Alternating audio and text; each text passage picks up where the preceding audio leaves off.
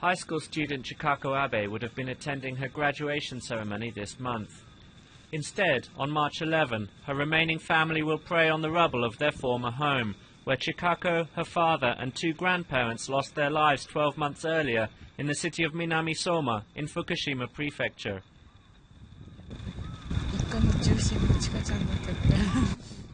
She was always the center of our family. A year went by so fast. I still can't believe. I often feel that she might suddenly come back one day. The tsunami crippled a nuclear plant, laid waste to entire towns, engulfed 4-story hospitals, and left hundreds of thousands homeless along Japan's Pacific coastline. Kesanuma, in Miyagi Prefecture, was once Japan's largest port for bonito and swordfish catches. On March 11, fuel tankers in the bay collided, and parts of the city burned to the ground as oil from the ships washed ashore, creating an inferno. About a kilometre inland, a giant fishing boat remains propped up in the spot where the giant wave left it, surrounded by a sea of empty concrete footings, the ghosts of buildings that once stood in their place, a landscape common to Japan's tsunami-hit towns. Fisherman Kiyoshi Kano escaped the carnage as he was at sea on his vessel when the tsunami struck. His ship has been idle waiting for market and docking facilities to be restored.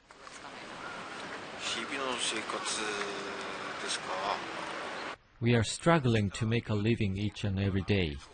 I think I will have to do some kind of part-time job. But I've been a fisherman most of my life, so it's difficult to just find something else to do.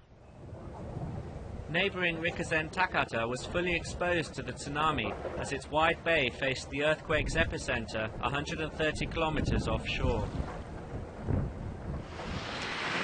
Of all the towns damaged by the tsunami that we've visited so far on this trip, Rikuzen Takata is arguably the most advanced in the long-term process of reconstruction.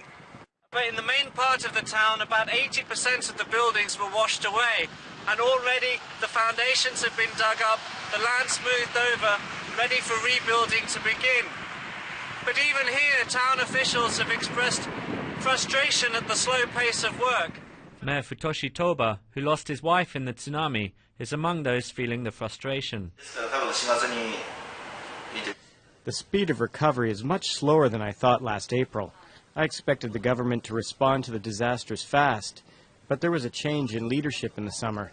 Even though the government has come up with a supplementary budget, we have not yet received any money. We could probably get it soon, but it's already almost 1 year from the quake. The pace is really slow indeed. Kenji Sano has reopened his liquor store in a temporary building in Kamaishi in Iwate Prefecture. At 2:46 p.m. on that March afternoon, bottles crashed to the floor before the tsunami took away his home and his shop. Sano sees the whole rebuilding process rather differently. It's the third time he or his family has had to start from scratch since World War II, due to tsunamis and a wartime bombing. Each time without government assistance.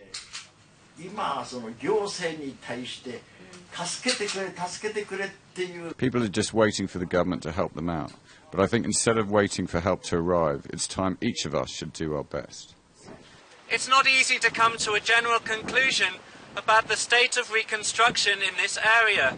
Different areas are building at different pace, and in some cases the degree of destruction is having an impact on how quickly things are working. We're really only reaching the starting point now for rebuilding. Stuart Biggs for Bloomberg News.